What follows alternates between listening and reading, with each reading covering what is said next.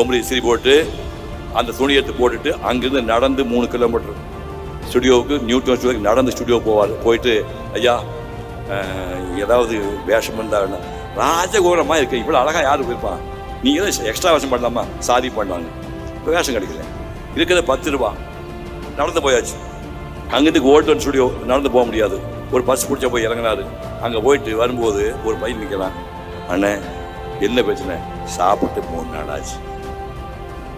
உடனே இந்த பஸ்ஸுக்கு போக மிச்சம் வந்து 7 ரூபாயில் 3 ரூபாய் அப்போதே எம்ஜிஆர் தானம் பண்ணார். ஞாபகம் வச்சுக்க, சாப்பாட்டுக்கு வழி இல்லை, வேலை கிடையாது, கையில் இருந்த காசில் அந்த 7 ரூபாய் 3 ரூபாய் எம்ஜிஆர் தானம். கொடைப்படல் சும்மா வரமாட்டான், அது மனசு வரணும், அங்கேயே வரணும்.